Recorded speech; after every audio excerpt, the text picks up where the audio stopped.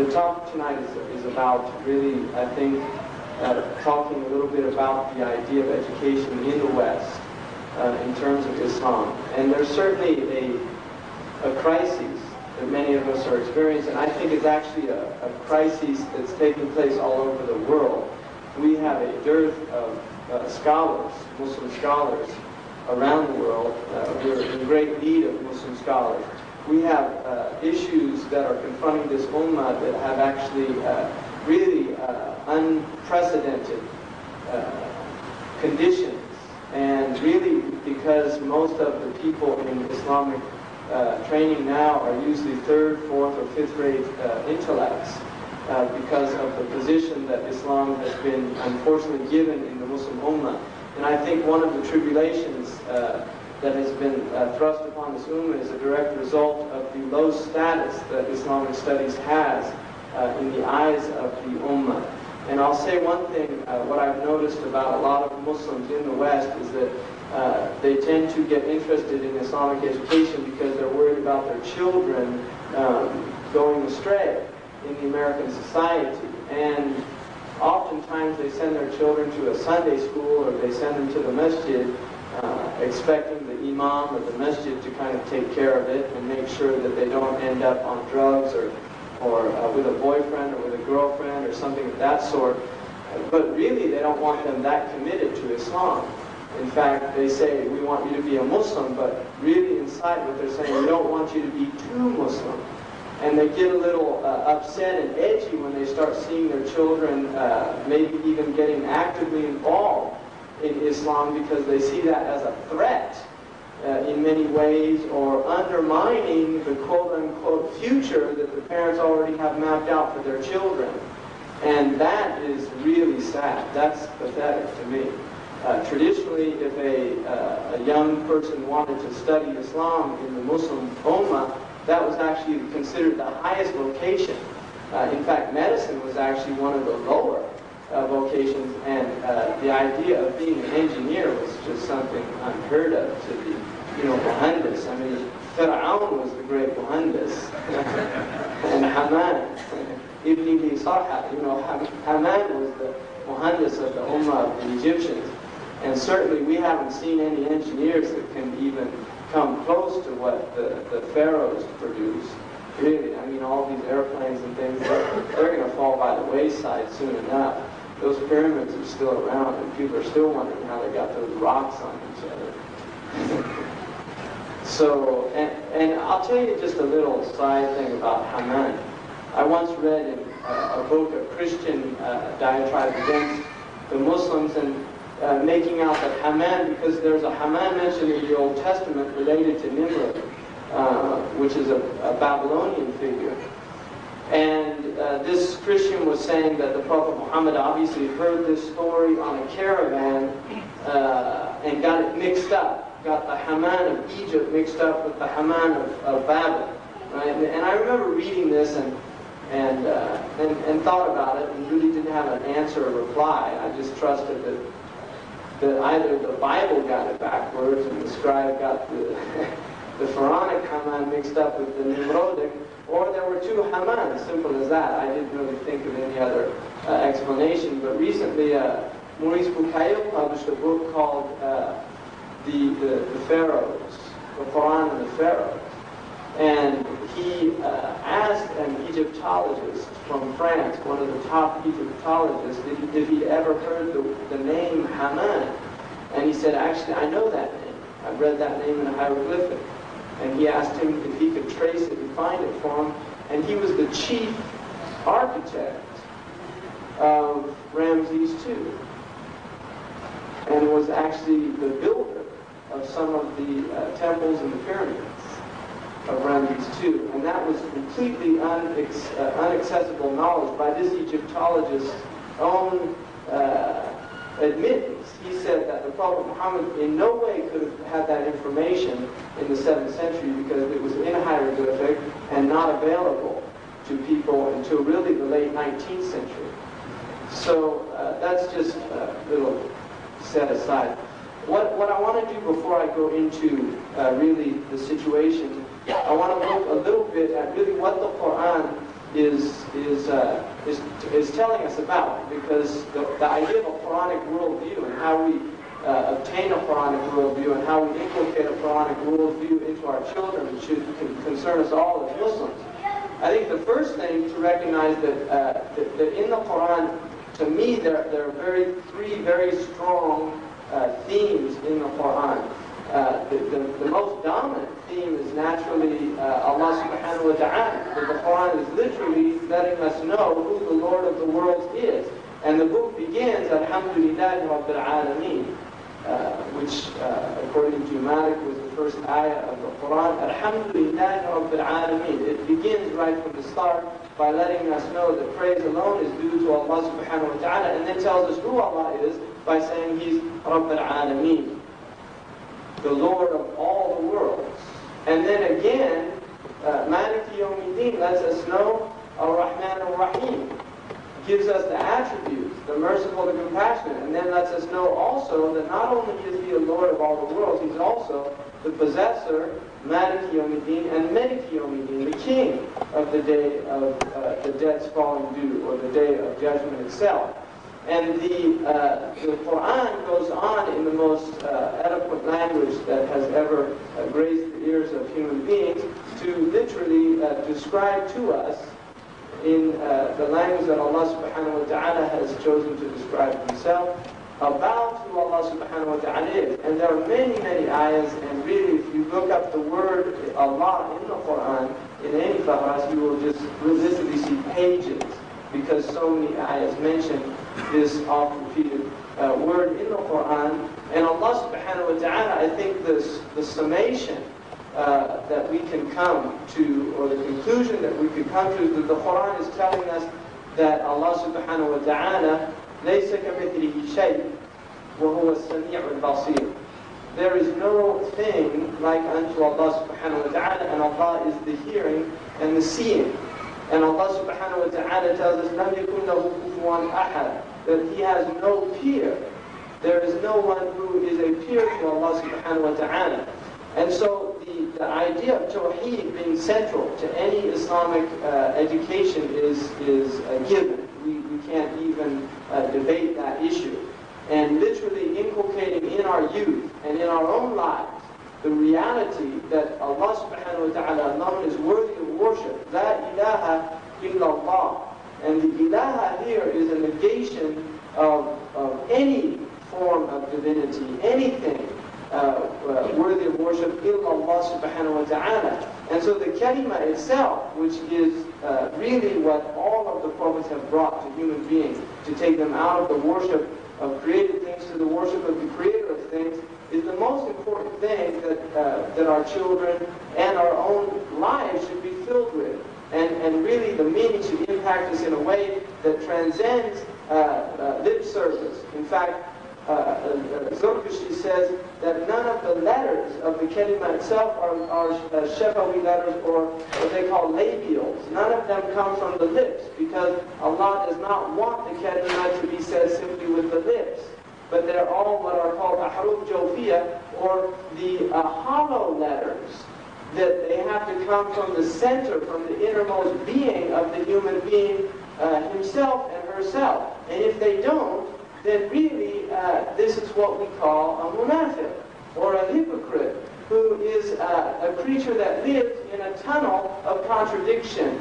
Nafaq in Arabic is a tunnel, and nafqa was the tunnel of the yarbu', which is a desert creature. They call it jerboa. And this little creature used to pop up one side, and he would look around. And if he saw any danger, he'd shoot to the other side, and he'd get out that way. So he always had a way out. And that's the nature of the munafiq. You see, they always have a makhraj, they always have a way out. They came to the Prophet said, let's go fight jihad. They say it's summertime, it's too hot, let's wait till winter. When the winter came, the Prophet said, let's go fight jihad. They say it's wintertime, too cold, let's wait till summer. And this is their nature. You know, mutadabdibun, they go between, they oscillate. You see, I mean, this is the state of the munafiq. It's a horrific state. They're in the lowest level of the fire. And Like one of them said, Ibn Qayyim al-Jawziyah, rahimahullah, mentions about a man making a dua, one of the salaf, Allahumma ahlik al-munafiqeen. May you destroy all of the hypocrites. And one of the men who heard that, one of the ulama said, إياك ما تقول, beware of what you're saying. والله لو استجابك الله لاستوحشت في الطرقات من قلة السالكين. If Allah would have answered your prayer, you'd be alone on the streets, because so few people would be walking on those streets. And I'll give you an important point, and if you take this and take it to heart, I think it will serve to be very beneficial in your life. Hassan al-Basri said, لا يأمن النفاق إلا المنافق. No one feels safe from hypocrisy except the hypocrite. So if you're feeling safe and secure, or if you're feeling that those eyes don't really apply to you, then think again. Look at your lives. Look at where you're at. Look at what you've done for Islam. We know what Islam has done for us. We can go on for days about that. You know, my personal life from before I was Muslim and now, what Islam has done for me, I could go on this, you know, وَإِن تَعُدُّوا نِعْمَةَ اللَّهِ لَن تَحْصُوهَا. You'll never enumerate the blessings of Allah. But when we start asking, what have we actually done for Islam? Then we're in another, we can run out of things pretty quick, I think. You see, then we're in another boat. And that's the boat of the Munafiqun. And it's got a lot of holes in it. And it's sinking fast. And so that's something we have to ask ourselves about, really. What is our goal in life? What's our purpose here on earth? What are we doing here? Is it to be comfortable? Is it to have nice houses? To have nice heating systems? To have beautifully ornamented masjids that we can feel comfortable in? This is a nice masjid. I know I'm in a different part of town because I've been Masjid al-Taqwa, that's nice. This is a big difference. But is that the goal? Is that it? Is it, you know, the nice dome, the qubbah? Qubbahs are put on tombs as well. Dead people can be under qubbah. So it's just interesting to think about that. Now, some people might start feeling a little uneasy right now. What's he trying to do to us? We came here to feel good about ourselves, maybe. I don't know. But, you know, I plan things and then other things come out. And I'm somebody that, if I do anything, I try to talk from my heart. And words that come from the heart, like Sayyidina Ali said, will reach the heart. And words that don't come from the heart, لا يتجاوز الآذان, they don't go past the ears.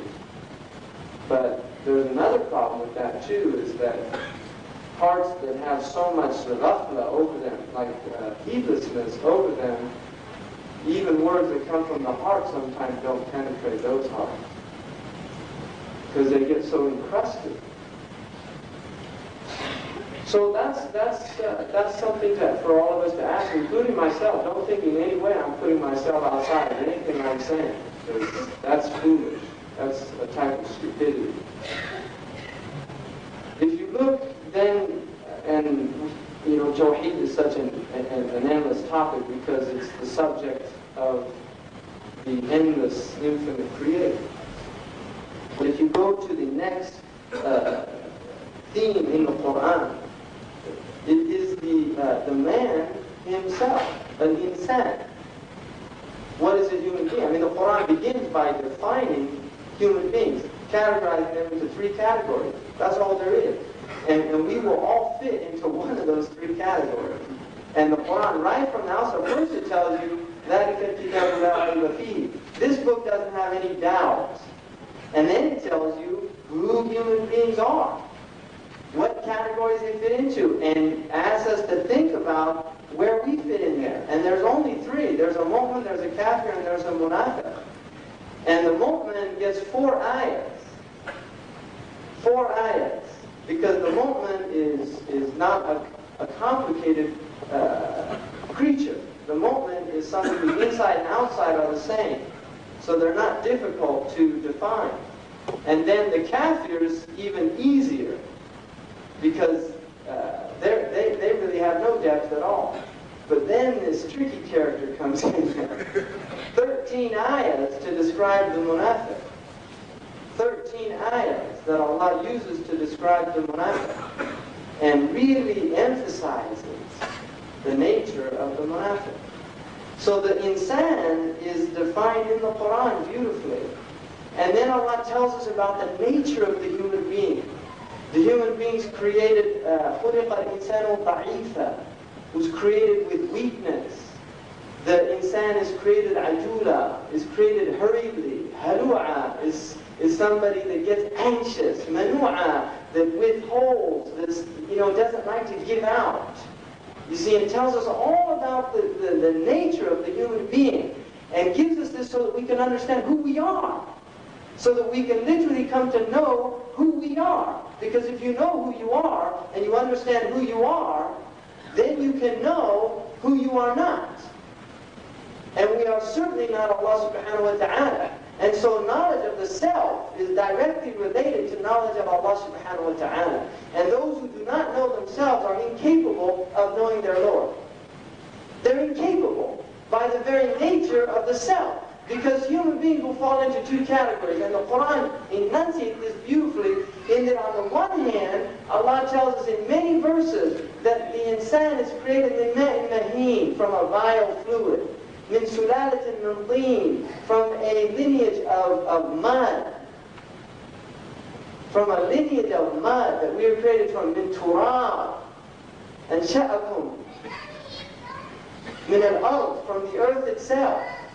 أنبتكم نباتا, like coming out like a vegetative growth that arises out of the earth. So Allah gives us all the, and then on the other hand Allah says, إِنِّي جَاعِلٌ فِي الْأَرْضِ خَلِيفَةً, and tells us that He's placing in the earth this Khalifa, and tells us عَلَّمَ آدَمَ الْأَسْمَاءَ كُلَّهَا, He taught Adam the names, all of them, and then He commanded the angels to bow down to our Father.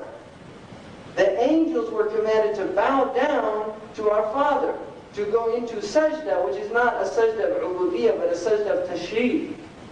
Because the sajda prior to Islam, there was a sajda called tashrif, which even some of the kings, they used to do sajda to them. And this sajda was prohibited in Islam. But the Adam, alayhi salam, the angels were commanded to bow down. So it lets us know that the human being is a high thing. لَقَدْ كَرَّمْنَا بَنِي آدَمَ. We have ennobled the children of Adam. But then we've got all these ayahs that tell us that we're ma'in maheen, that we're vile fluid, that we're dirt, that we're turab. كُلُّكُم مِّنْ آدَمَ وَآدَمْ مِّن تُرَابٍ. All of you are from Adam, and Adam is from dust. So where do we fit between these two views of because Allah is speaking to nas. Those who He is telling that they are from a vile fluid, that they're from dirt, that they're from dust, those are those who transit about the earth. يَتَقَلَّبُونَ فِي الْبِلَادِ. That they're maghurun, that they think that they're gods. They think that they can exploit people. They think that they can oppress people. The zalimun, the mujrimun, the fasiqun. People that really think they can do whatever they want. Allah is telling them, reminding them of their origin. But then there's another category of people. And those are the people who are humble. And sometimes actually have a lower opinion of themselves. Like the oppressed people that tend to see themselves as worthless. And Allah calls those people and tells them, you're the khulafa.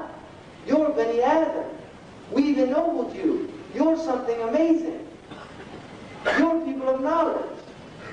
We have taught your father and given you the ability to acquire knowledge and commanded you iqra. And so elevates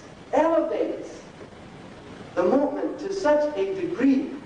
Now, the mu'min is literally needs to rise up and recognize who he is and pull that facet, that asi down.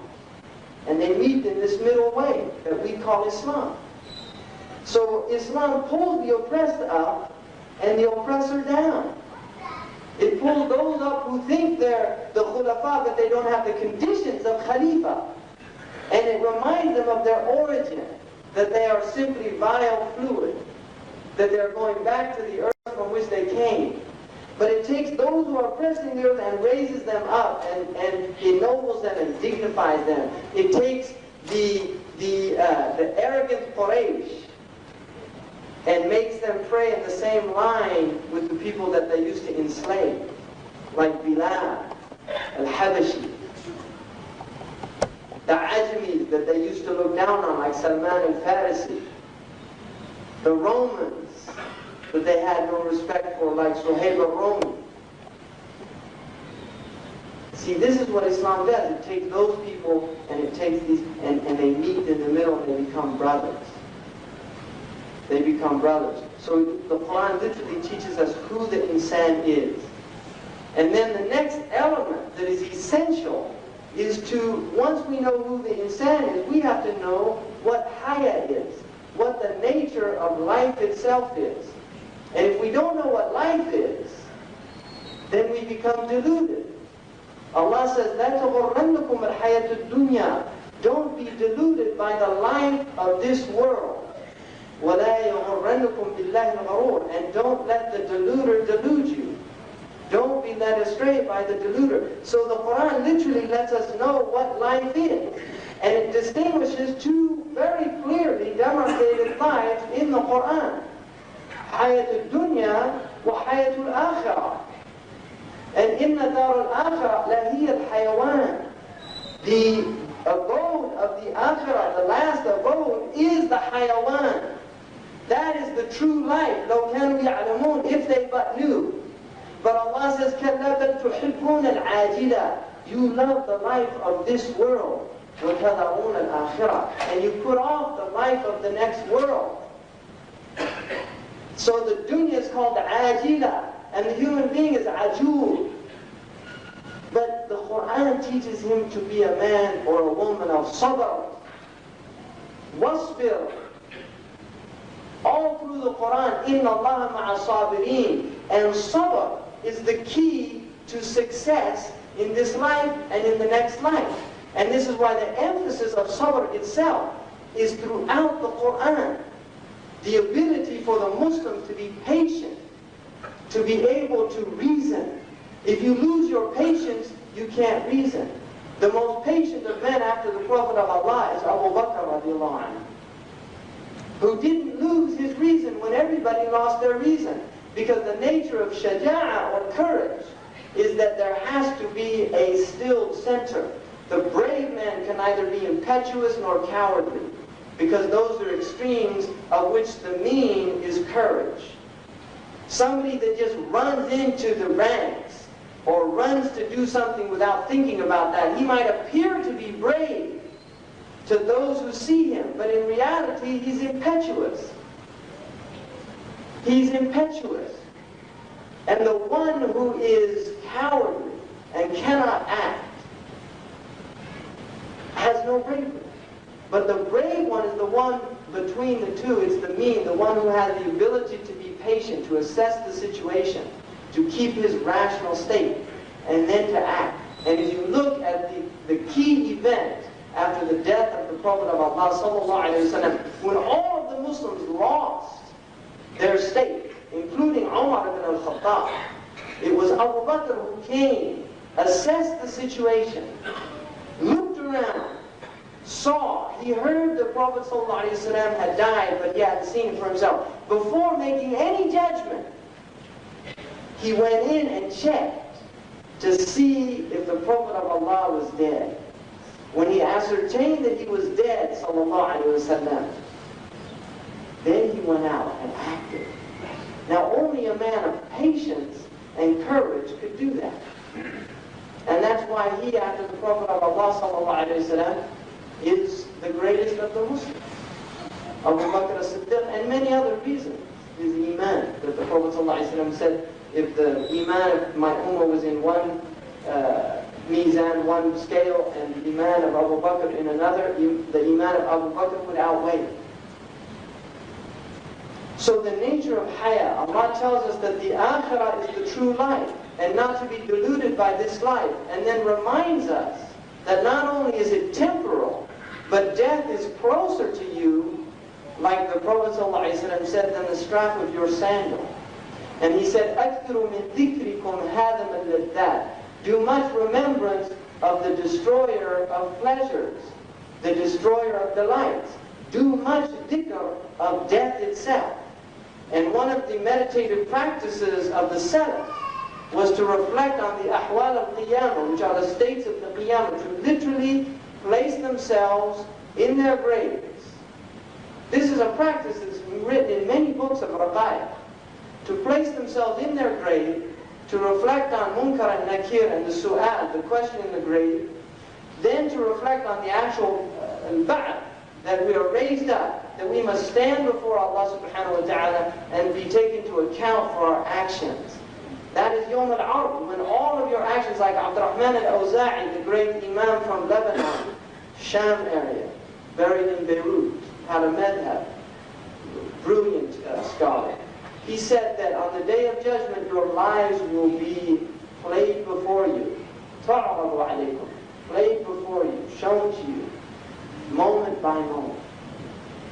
Moment by moment. And we have to bear that. We have to sit through that. So this practice, which is to take the self to a conscious state of the temporality of the world, and recognize that our investments in the world, we have no guarantees of them.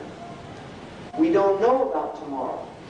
Now this, on the other hand, should not put somebody in a paralyzed condition where they cannot act, because we're mu'minun, and we trust in Allah. So there's a fine middle balance. We're not like the Christians that will run off to the monastery. I mean, somebody once, I was giving a lecture at a university about Islam, and this person said, you know, how difficult the Christian way was of the priests who didn't have to get married, and who couldn't get married, and had to live in the monastery, and this and that. And I said, no, that's the easy way out. See, Islam doesn't let us do that.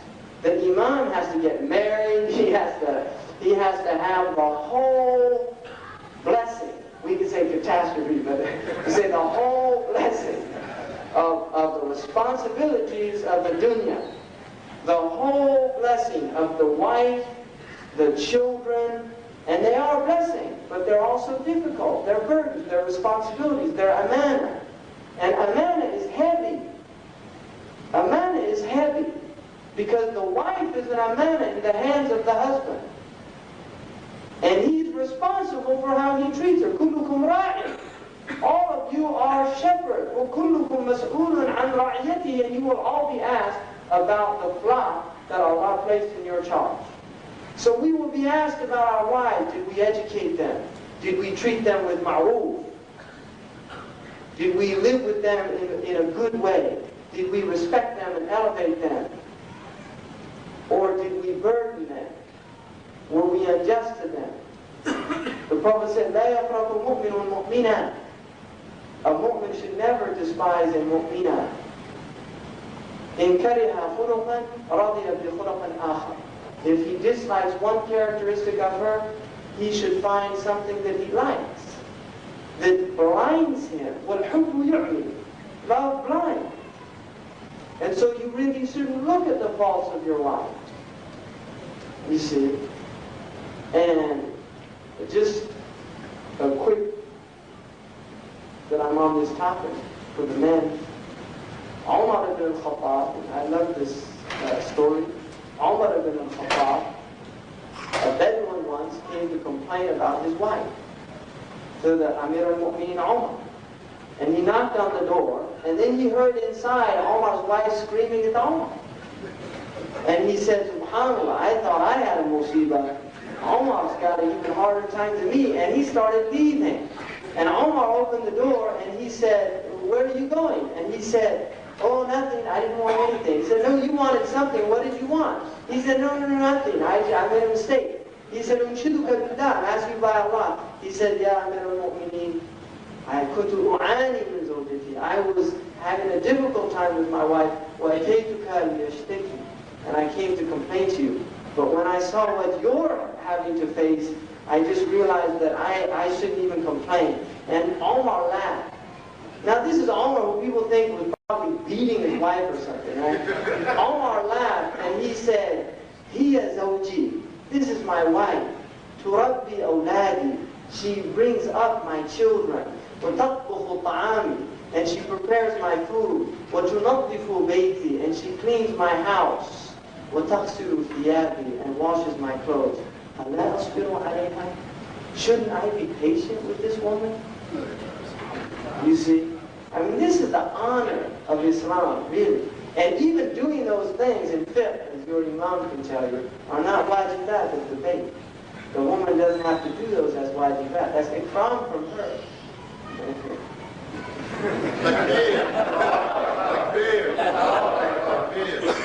So we should be thanking, alhamdulillah, we should be thanking the women. If they cook your meal, you should thank them, because that's a gift from them to you. And ta'i'ah doesn't mean obedient only in Arabic. Ta'i'ah means willing. You know, ta'i'an or karihan, come willingly or unwillingly, you see. And willingness comes out of a desire, out of a love. Ta'ah should come, our ta'ah, obedience to Allah, should come out of love. That's the highest form of ta'ah, is to be for the love of Allah subhanahu wa ta'ala. Because they call it the ta'atul abid. When you do something out of fear, they call that the obedience of bondspeople. People like a slave who's afraid his master will punish him. And they say that the one who does it for reward, that's called ta'atul tujjar, the obedience of the merchants who are always seeing what they can get out of it. Right? How many hasanat? If I do this, I'm going to get 25 hasanat. Got 15 yesterday, and I read 2 in Quranic. So he's calculating, like at the end of the day, when he finishes his marketplace, he calculates how much he made. And we're not belittling that, because Allah has targhib and tarheeb. But Imam Nawawi says the highest form of obedience is that which emerges out of love. The willingness to obey Allah out of love. And in the same way, the wife, when she serves the husband out of willingness. This is a house that has mahabba in it. See, Allah ja'ala bainakum mawaddatan wa rahmah. He placed between you mawadda. And mawadda, by the way, is an interesting word, because Allah could have said mahabba. But mahabba can indicate also a type of erotic love or sensual love. Mawadda is not a sensual type of love. And wadud is one of the names of Allah. It's a type of love that transcends the physical. So this is the type of love that should be the basis of the house of the family.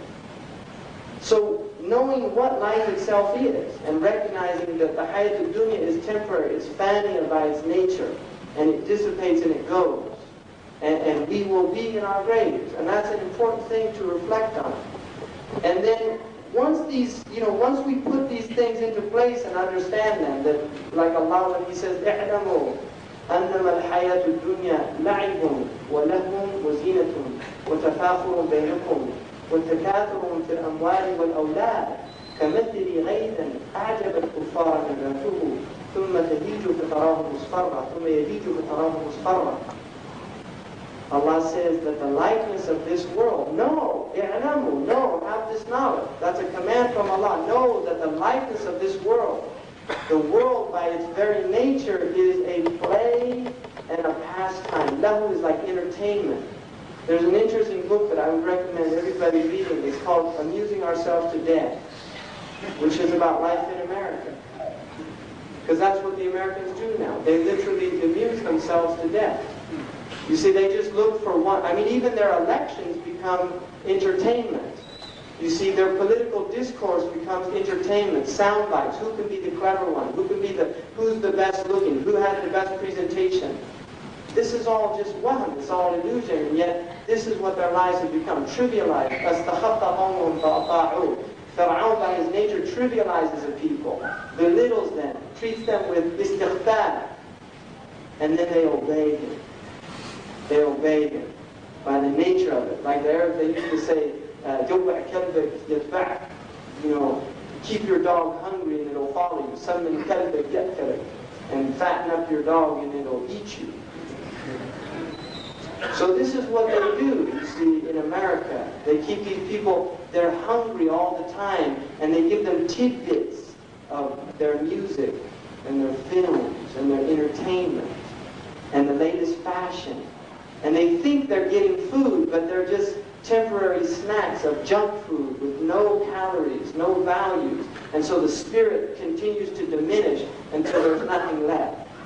There's nothing left of their spirit. And then they're the living dead. لا يموت فيها ولا يحيا, like the people of New York. That's the scariest place I've ever been to. It makes Karachi look like paradise.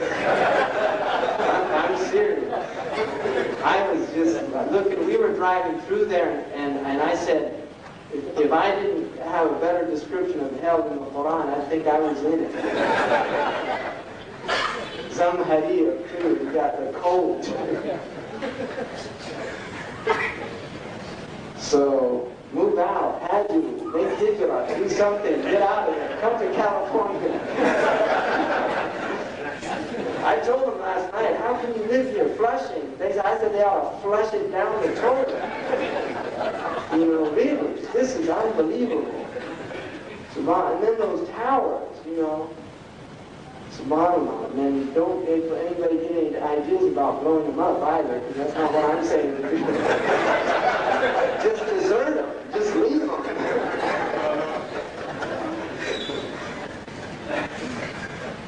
So now, where does this human being in all of this? The human being, according to the Quran, has two basic choices. He either follows ittiba' al-dhan, when yattabi'una illa al-dhan, they only follow conjecture. Or he follows Allah and His Messenger, which is certainty. This is ilm al-yaqeen. It's certainty. What has come from Allah and His Messenger is certainty. So when we follow it, we have absolute certitude. Everything else is dhan, including all the sciences of the dunya. Don't think these are exact sciences. They are not. They do not have any exact sciences, including mathematical knowledge. There are no exact sciences other than the knowledge that Allah and His Messenger have given us. That we are mortal, we will die, we will be raised up. That's certitude. That is exact. But E equals MC squared is just a model that came into the head of, on the one hand, a seemingly brilliant person, on another hand, almost mentally challenged individual in the politically correct language of the 1990s. Because he couldn't even tie his shoelaces. So, really, we have to wonder about all these brilliant people that don't even know why they were created. You have all the things on the wall, PhD, doctor of this, doctor of that, you get up and lecture for hours, you just say to them, ask them the most simple question that you could present to a West African illiterate. Who created you? You ask these two, they say, I don't know. We're still thinking, that's out, it's out, but we're still thinking about it. Carl Sagan hasn't informed us yet. Right? It'll be on Channel 9 soon enough. We're waiting for the White House to officially announce whether there's a God or not. You see, they don't know. But you take, in terms of this culture, the most ignorant human being on the earth, right? Some poor farmer in West Africa, who I live with those people, and can't read or write, and you ask him who created him, and he'll say Allah subhanahu wa ta'ala. And you ask him, what happens when you die? He said, I go back to Allah, I'm raised up. Allah asked me what I did in my life. So he knows that. Now that is the highest knowledge. La ilaha illallah, there's nothing higher. And that's what this deen did. It took, you know, I was in the United Arab Emirates, and there was the illiterate Bedouin who happened to be very wealthy because they were from the royal family, and we went, some people asked us to go give them dawah, right? And I went, and there they were with their guys, they have their eagles or their falcons, and sitting around with their asa, you know, their sticks, and talking in the Bedouin language. You know, and I'm sitting there, and he asked me, what were you before you were Muslim? I said, a Christian. He said, oh. He said, now what do they believe? I said, well, they believe Isa ibn Allah. And then his younger brother, who was about 18, probably, said to him, oh,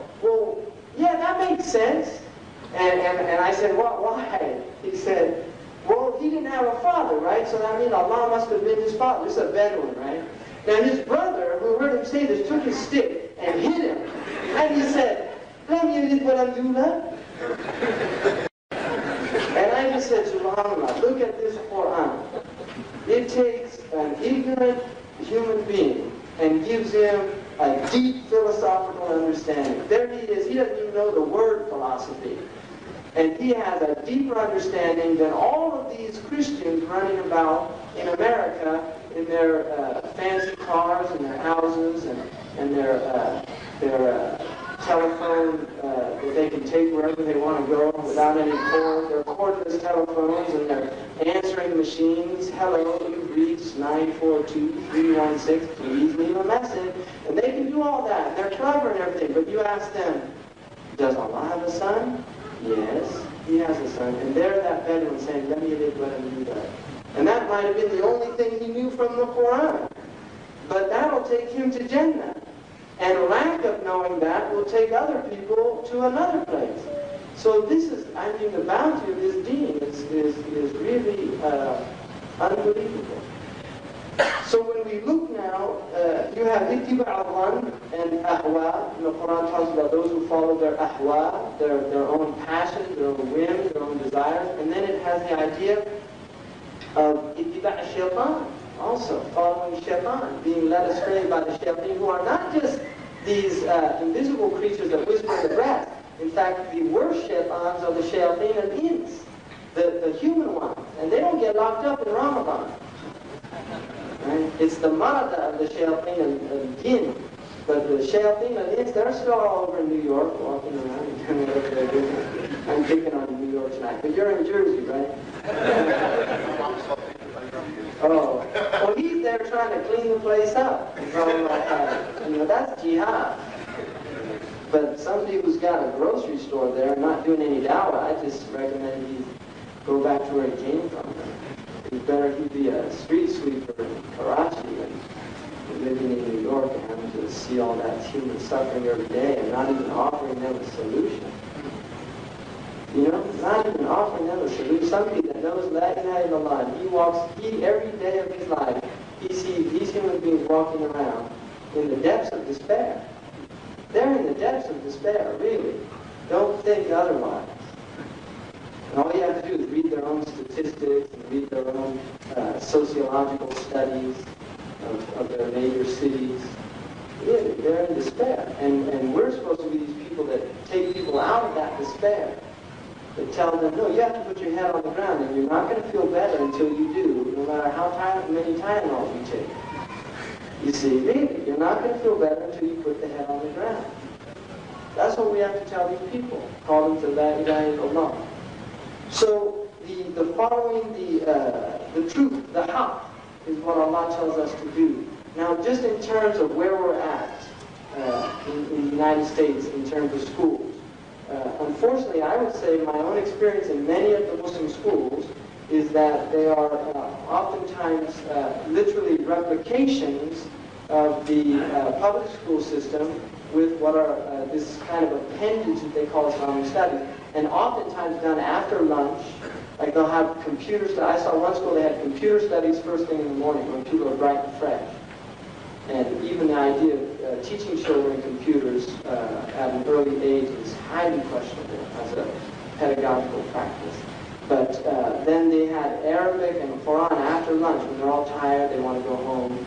And that happens in the Muslim countries as well, what they call Islamic studies, the Dirasat al-Islamiyya, which doesn't really exist. I mean, every type of dirasa is Islamiyya, right? And that's another thing, the whole idea of a madrasa Islamiyya. And I don't know if you have one here, so I'm not picking on you, but that's a misnomer. To call a madrasa Islamiyya, that is a misnomer. And the Muslims traditionally never called their schools or universities an Islamic madrasa because it's like, there's no point. I mean, either a madrasa is Islamic or it's not. And if it is, you don't need to spell it out. It's called lisan al-hal.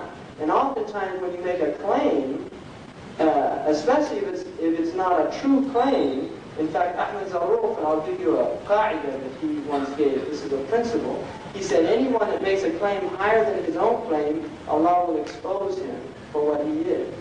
fraudulent. And anyone that makes a claim that he does possess, Allah will take it away from him.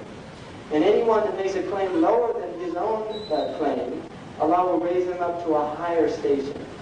You see, to a higher maqam. And this is why we say, وَإِنَّنِي مِنَ الْمُسْلِمِينَ. You see, I mean, in the Quran you always say that, مِنَ التَّبْعِيدِ. You know, I'm from amongst the Muslims. And that's a type of humility. You see, that's a type of humility. The Quran's teaching us humility, not to make claims. When the A'rab قالت الأعراب آمنا, they were commanded to don't say آمنا, ولكن قولوا أسلمنا. Say you're Muslim, don't say you're Mu'min. وَلَمَّا يَدْخُلُ الْإِيمَانُ فِي قُلُوبِكُمْ, because Iman hasn't come into your heart yet. So don't make that claim because it's not true. So a madrasa is not Islamiyya because you're teaching Islamic studies in one section. That is not an Islamic madrasa. Right? I mean, an Islamic madrasa we have our own worldviews, methodologies, and if we're simply just teaching sciences without looking and analyzing them in terms of the methodologies of our own understandings in Tawheed, because knowledge is not disembodied from cultures and from worldviews. And if you study the philosophy of knowledge and epistemology, that these people in the West understand that very deeply, that any type of knowledge is directly related to the culture that produced it. In other words, you cannot sever a culture from its historical, intellectual legacy. In the same way that it is Tawheed that produced the cultures of Islam and the civilization of Islam, and it is the book of Allah subhanahu wa ta'ala that produced our medicine, produced our mathematics, produced our astronomy. In the same way, it's the Christian crooked book that produced the crookedness of Western civilization, that produced the idea of neutron bombs and things that really changed the creation of Allah. So worldviews are very much connected to the sciences that they produced. And that's why science is not a neutral thing. And the idea of knowledge being separate from a civilization is a foolish assumption. In many ways, Islam would never have produced much of what this culture has produced by the very nature of the Islamic worldview. Which is not saying that Islam is in any way anti-science. No, we had science, we produced science. You know, this is just an absurd argument. But the idea that somehow science is just a neutral topic, no, because we know many of the theories in sciences now are antithetical to Islam completely. And also many of the experimental practices that take place are antithetical to Islam. In this country, you know, we know about Nazi Germany, but this country had an experiment, the Tuskegee syphilis experiment, that ended officially in 1972, that took a group of illiterate black people from the South and watched them over a 40-year period move into tertiary stage syphilis, where you lose your mind. And they would not treat them, despite the fact that after the experiment started in the 1930s, by the 1940s, there was a cure for that disease. They refused to give those people that cure. And never told them that they had syphilis, just so they could watch what happened to these people. And that's all before. I'm not making this up. This isn't conspiracy theories. This stuff you can get in the library, right? And we know that they were using radioactive iodine on children from ghettos, you see, to see what happened.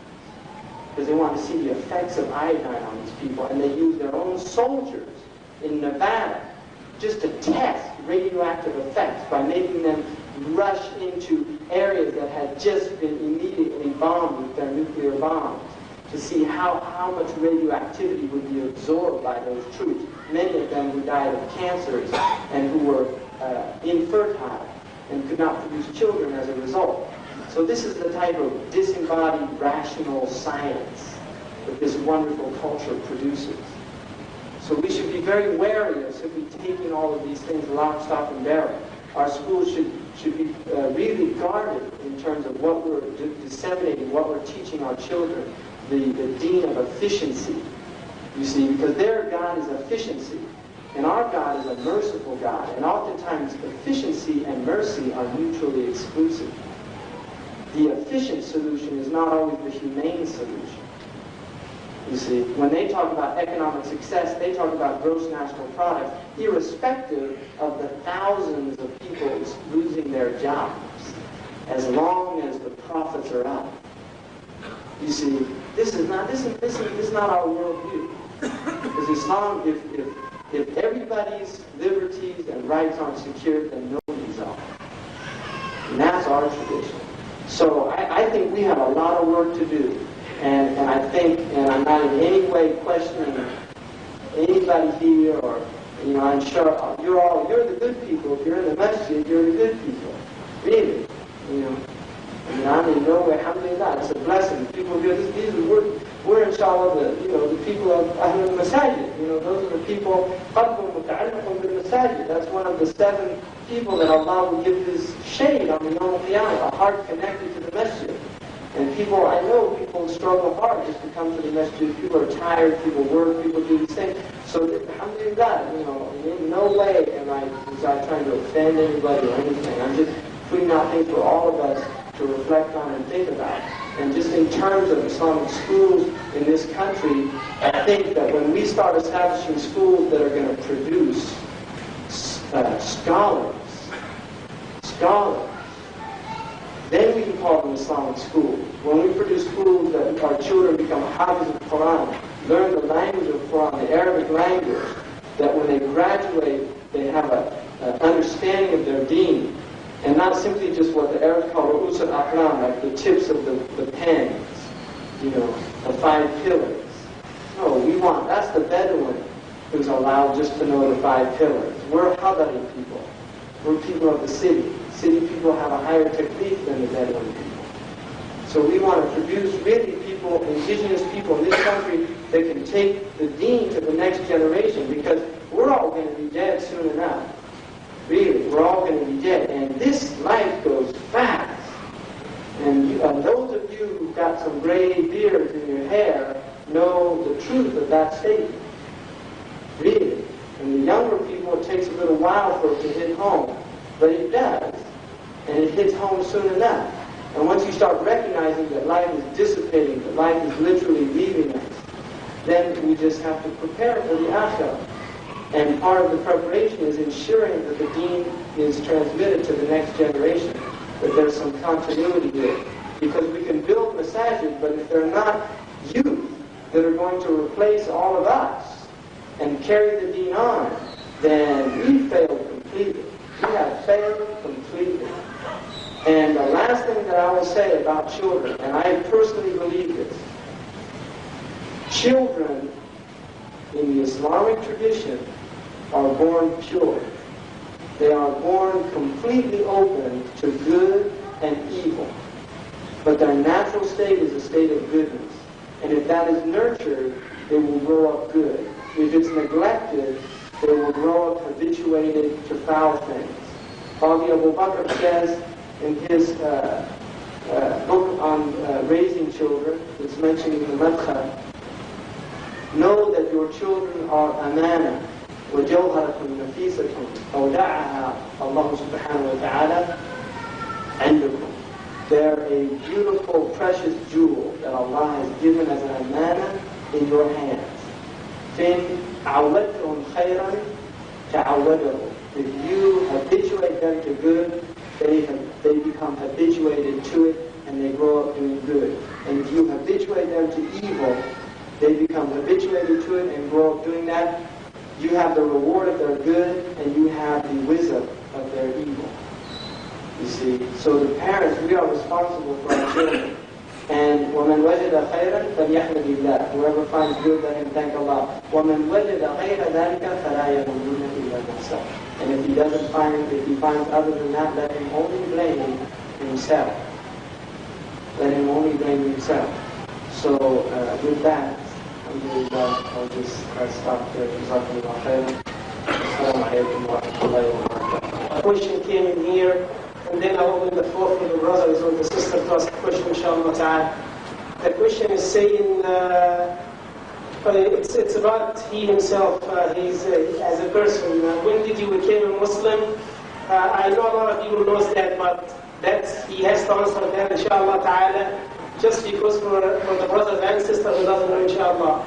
The question is, when did you become a Muslim? How did you learn this Arabic language? So I'm not the only one who saw the rest of his hour, alhamdulillah, Rabbil Alameen. And the rest of the question is, you seem to have enough knowledge. Are you are thinking about writing a book? So I'm going to leave this couple of questions for him to answer first, inshallah ta'ala. About my own self, there's a book of which I don't get any royalties for, called American Jihad, and the last chapter is actually a story of my how I became Muslim. But I became Muslim when I was 17, and it was basically after a serious car accident that started getting me thinking about death. And I really wasn't very content with Christian religion at that time. So, alhamdulillah, I did a study of different religions, and I actually, Islam made the most sense to me at that time. And so I was blessed by meeting some very good Muslims in California who introduced me to Islam. And actually, I became Muslim pretty much immediately after that. And alhamdulillah, I had the blessing of meeting Sheikh Abdullah Ali Mahmoud, who was a wonderful man from the United Arab Emirates from Sharjah, who I met in London. And I was just starting to learn some Arabic then, and he invited me to come to the Emirates and study there, so I ended up going there, and that was pretty much where I started learning Arabic, which one of the first teachers I had of Arabic told me that you'll never learn Arabic. You know, he said just take that as a given and just do your best, and I think that's very true. That Arabic is in fact, they call the dictionaries the oceans, the muhit, you know, because the Arabic language is really, it's just a study that will go on until the person dies, and you'll really never encompass the whole language. You seem to have some knowledge, and you plan to write any books in the future.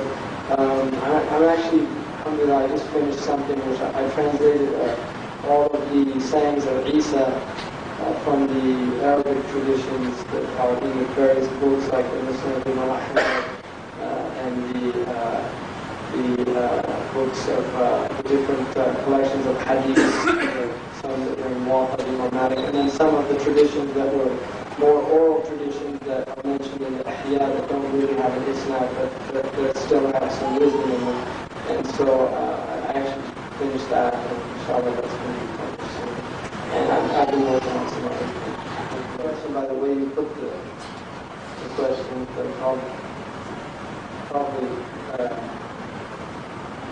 agree with you on first of all, in terms of the Arabic language, that is outrageous for any Muslim to say that the Arabic language is not important. Imam Shafi'i, radiallahu anhu, in his Risala says, وَيَجِبُ عَلَى كُلِّ مُسْلِمٍ أَنْ يَتَعَلَّمَ مَا يَسِعُهُ جُهْدُهُ مِنَ الْعَرَبِيَّةِ.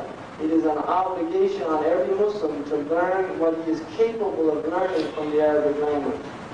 And Umar, when he sent his governors out, he used to say, تَعَلَّمُوا الْعَرَبِيَّةَ وَعَلِّمُوهَا فَإِنَّهَا مِنَ الدِّينِ. Learn this Arabic language and teach it, because it's from the deen. And just as English has become the dominant language of the world, and we have people in Pakistan that speak English better than the Queen, and we have people in India, and they worked hard to learn that language and to perfect that accent.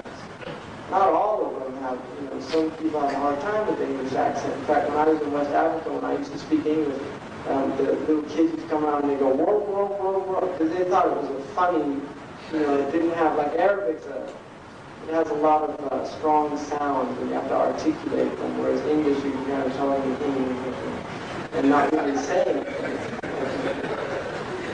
So I think on the contrary, in fact I personally believe one of the reasons for the deep decline of this ummah is the decline of the Arabic language and its importance. And I also think one of the reasons that the Arabs themselves have not produced much scholarship in a long time is due to the fact that the Arabic language has deteriorated so much amongst the Arab peoples, and the dialects that they speak are actually the equivalent of like a pidgin English. it's difficult for a lot of Arabs to actually articulate, to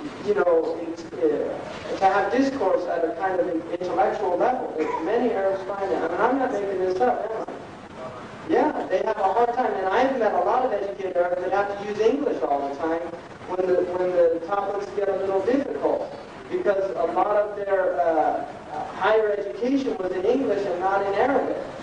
And so, Hassan al-Banna, rahimahullah, he, in his 10 wasaya, one of them was to speak Fusha, because it's from the sha'air of this deen.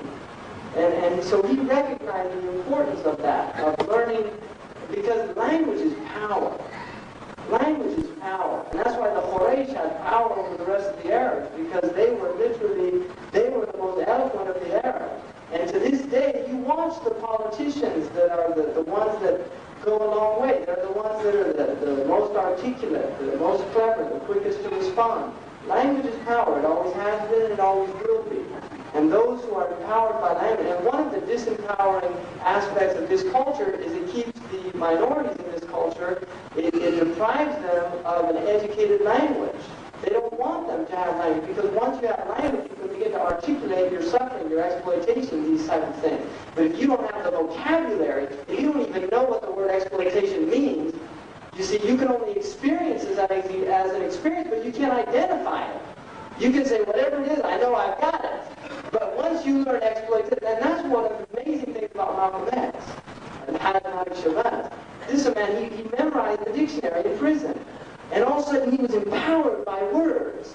And the empowerment that he achieved through words is still reverberating to this day. He put out words out there that still impact people to this day. And the Quran is their words. The Quran is a language. And the most powerful Quran is when the language becomes embodied in human action.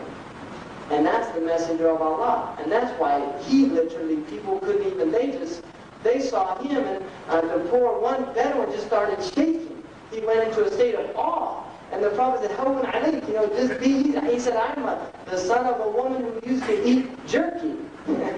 Like they say, Adib, the Arab jerky is kind of, it means, you're down to earth, don't worry, I'm a human being. See, but that's the type of awe that Sayyidina Ali said, if you met him suddenly, you had awe. But if you spent time with him, it was sweetness and love. You see. And Abu Huraira, we know the hadith, he was walking, suddenly he saw the Prophet turn the corner, and Abu Huraira had a wet dream. And he saw the Prophet, and he hid behind the building. And the Prophet saw him do that, because he was embarrassed that he was in the state of junub, and he knew the Prophet would know. And so when he saw the Prophet later, the Prophet said, what were you doing today? He said, I was ashamed, because I hadn't taken a ghusl. And the Prophet said, Abu Hurairah, the moment doesn't ever, he's never junub. In other words, the moment is never impure. You see, the state is just a state, it's just a bodily state, but the heart isn't impure. So the Prophet's saying that that's what I want to meet. I want to meet the purity of your heart. I'm not concerned about the physical state of your body. You see. So that's how the Prophet was, sallallahu alaihi wasallam. So language, we have to learn Arabic, really. I think all of us should have a commitment, including the Arabs. Don't think that if I said, Arab had the jumla, Qama Zaydun wa Daraba Amran, he's going to say, oh, God, it's a long time ago I had I'Rab. I can't really, you see. Test them. You start learning I'Rab, and then you say, help me out on this jumla, and you'll see they get a little red faced if they're light enough. How do you make our schools for this scholars?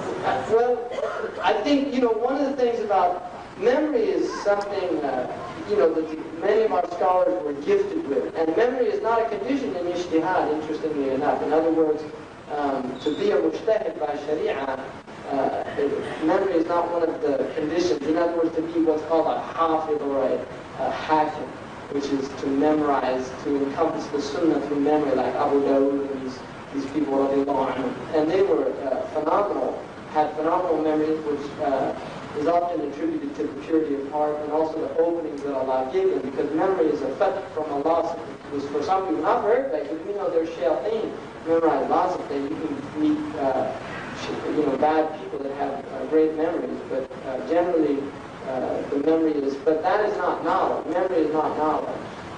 Knowledge, because Allah says, مَثَلُ الَّذِينَ حُمِلُوا التَّوْرَاةَ ثُمَّ لَمْ يَحْمِلُوهَا كَمَثَلِ الْحِمَارِ يَحْمِلُ أَسْفَارًا. The likeness of those who were given the Torah to carry, in other words, that understand and act upon, they didn't act on it, so they're like donkeys that just carry books on their back. So you can memorize all you want. If you never act on it, then you're just like a donkey. And himar is not a good thing in Arabic. In New York, I think it's okay. The Yankees, aren't they? The baseball team say that Yankee means donkey in Spanish. So, and the Democrats even, they took their symbol as a himar. And the Republicans, the field, like the same ones Abraham brought to destroy the Kaaba, because they're out to destroy Islam. So we've got donkeys on the one hand and Abraham's elephants on the other, and we're not looking too good. The U.S. of A. So I think we have to encourage, to memorize the Quran is a great gift, even to memorize portions of it. And in the youth, at the young age, the child has a massive ability to absorb. And I guarantee, even if you want your child to be a physician, or if they memorize the Quran and do nothing else from the age of about 6 to 8 years old, I guarantee you they will find school so easily. Even this Western type of training, people that have the discipline of memorizing the Quran, that facilitates memory for anything. And most 80% of knowledge in any tradition is the ability to retain definitions and information. I mean, even a good deal of medicine is remembering, the signs and symptoms and things like that, so that you can recognize them when you see them. So we should be encouraging the children to learn. I mean, I think all of our children should memorize the 40 hadiths of Imam al-Nawawi, in Arabic, and understand the meaning. That should be like just a given of a Muslim child. And they should have at least some, 5 or 6 juz of the Quran, and particularly those important chapters like that we read. I mean, the whole Quran is important, but there's ones that we're encouraged to read, like Yasin every day, Waqi'ah, Surah Al-Mulk, Alif Lam Mim, Tanzil, and Sajda, and these types of things. So I think it's sad that people don't want their children to learn Arabic. And I'll tell you another thing about Arabic. It will make you smarter if you learn it. And you might say, well, I've met a lot of Arabs that maybe they weren't that smart. But they haven't learned Fusha. Because Arabic, by its nature, it really does increase your intellect. And part of the reason is because Arabic is based on what's called harf wal ijaz, elliptical statements and economical language. And the Quran is filled with this form of language. And because of that aspect of the language, it makes you think. The Quran literally makes you think. It doesn't spell everything out for you. And that's part of the nature of the Arabic language. It's what they call in linguistics a high context language, whereas English is a low context language. In other words, English is very easy. It's all spelled out for you. So you can, you misunderstand it if you're a himar. But generally, it's pretty easy to work with. Whereas Arabic is a language of subtlety and nuance, and it's very tricky. And the Arabs are notorious for tawriya and things like that. They have a thing in the Arabic from the Torah called badal, and they have this thing called badal al-ghalat, where you can call somebody an idiot and then quickly change it and correct it. Like you say, ya habidaki. And the actual way of doing that is mean you made a mistake with the first one and you corrected it by the second one without having to say, oops, I made a mistake. You see, so they had very clever ways of calling each other names and doing things, and they have a whole history of that, what they call tawriya, and playing games with language. So it's a very intellectually stimulating language, really. And just looking into root words and delving into the language, I mean, it's a wonderful exploration. And to give our children a love of language and a love of words, that's a gift that they will take with them for the rest of their lives, really, and love of reading. But I guarantee you, if you're allowing them to watch television, you are destroying the capacity in them at an early age to enjoy books. And I'm not making that up. Because TV at an early age cannot compete with books. It really can't. And so the children, you get them addicted to TV, and it is an addiction. Because it has withdrawal symptoms. They've proven all this stuff. They don't like to talk about it because they want everybody addicted to it. Because that's how they get their sales pitches inside the house. You see. I mean, all that stuff that they put on between the commercials, that's filler. The commercials are what they're really, that's the only reason television exists. It doesn't exist for that. That entertainment is just to keep you long enough, hoping that you'll be so vegetated out, you know, just like a vegetable. That's what they call a couch potato. And you sit there in what they call a passive receptive mode. That's what their scientists who study television's effects on the brain, they say you enter into a passive receptive mode, which in sales shift, that is the ideal state for the customer to be in, a passive receptive mode. So that's what you're doing. You're putting your children into a passive receptive mode, and then you're wondering why they're jumping up and down at the store demanding that they get their box of tricks or something like that. Well, they're just doing what they were told to do on the TV. You see, that's all. So don't blame them. Blame the shaitan that you put them in front of to educate them and teach them. It's called the one-eyed babysitter, right? And in Arabic, that's not even a nice metaphor. Because we know who the one-eyed one is, and I'm not suggesting the television did the job, but I would suggest that he's got a lot in common with the Dajjal. Difference of opinion, the four imams differ about that. Imam Malik, which is the school that I learned,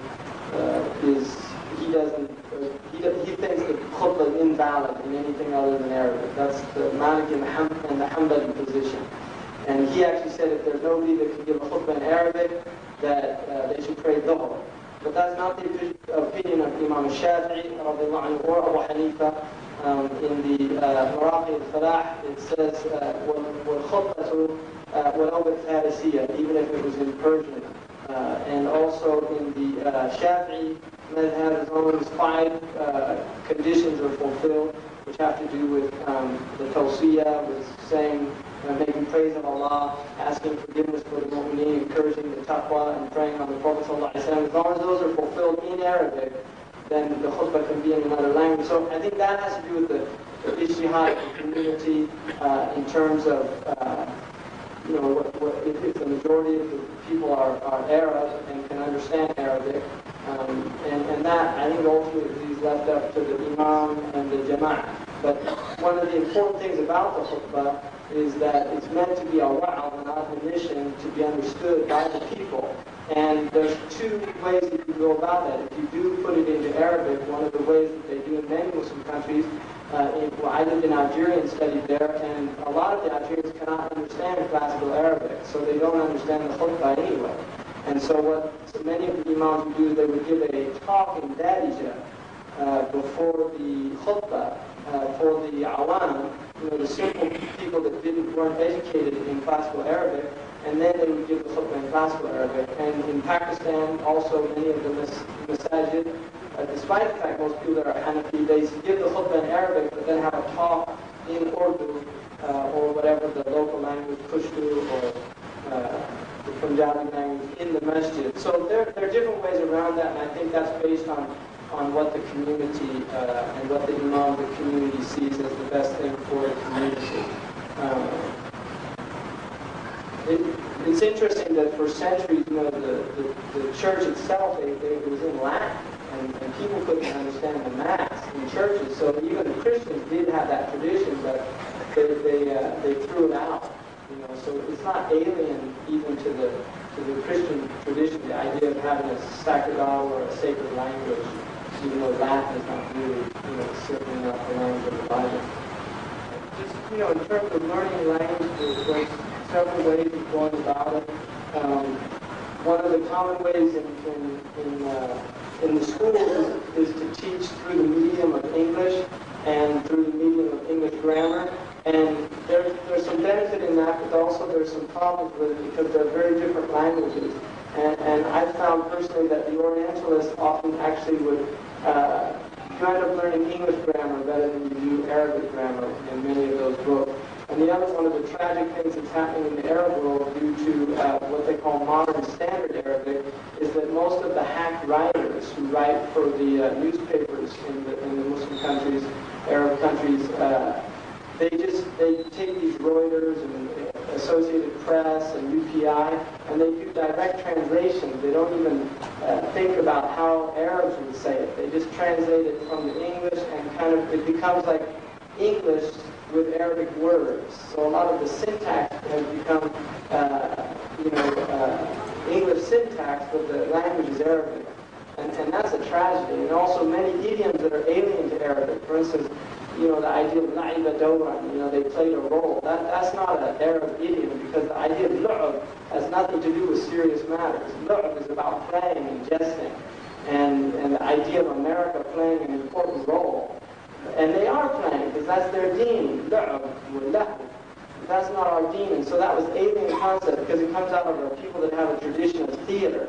And the Muslims traditionally did not have a tradition of theater, with the exception of Iran, who had a pre-Islamic tradition of theater. The Arabs did not have masrahiyat. It's a modern phenomenon that came out of the impact of colonialism on the Muslim countries.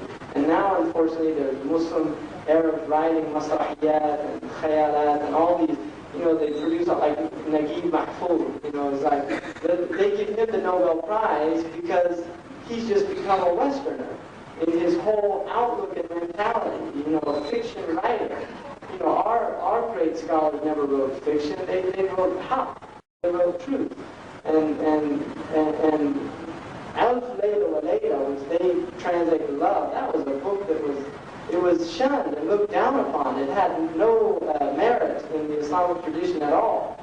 And it was actually put in by people that were trying to undermine the Khilafah at that time. The political intrigue and things like that. It was kind of like a pornographic book that was written to kind of get youth and things wasting their time reading those type of things. So really, we don't have a tradition of that. And now, unfortunately, there's Muslims that are becoming fiction writers and these type of things, and it's very sad. It's really sad that that's all. But this is the lizard's hole that our Prophet told us we would go down. And he said that, even he said if one of them sleeps with his mother, one of my ummah is going to do the same thing. That's how the love. And one of the things that we miss in the hadith is the intonation, although in the riwayah there is a type of naqal that has to do with if the Prophet laughed, then the rawi of the hadith would laugh. That is a type of riwayah in hadith literature. But we don't often know how the intonation was. And in that hadith when it says تَتَّبِعْنَا سَنَنَ الَّذِينَ مِنْ قَبْلِكُمْ شِبْرًا بِشِبْرًا ذِرَاعًا بِذِرَاعٍ حَتَّى لَوْ دَخَلَ جُحْرَ ضَبٍّ لَدَخَلْتُمُوهُ. When the Sahaba say al-Yahud wa Nasara, my image of that is them saying al-Yahud wa Nasara ya Rasulullah, like they're just so amazed. And he said, فَمَنْ, who, if not them, who are you going to follow? But they were so far from that idea, but now we're living it, we're seeing and that's one of the blessings of the signs of the end of time, is that just like the Sahaba got to see the mu'jizat, they didn't get to see the ghaybiyat, the khabar al-ghaybi that the Prophet gave, but we're witnessing the ghaybiyat that they didn't get to see. So we have a gift also in seeing the truth of our Prophet ﷺ. So that's one of the signs that he was the messenger of Allah, that he was sadiq in his khabar, in his words, truthful in his speech. Can you please give us your advice about our children playing computer games? Throw them out. Not the children, the computer games. I think those computer games are very insidious. Really, they're very dangerous.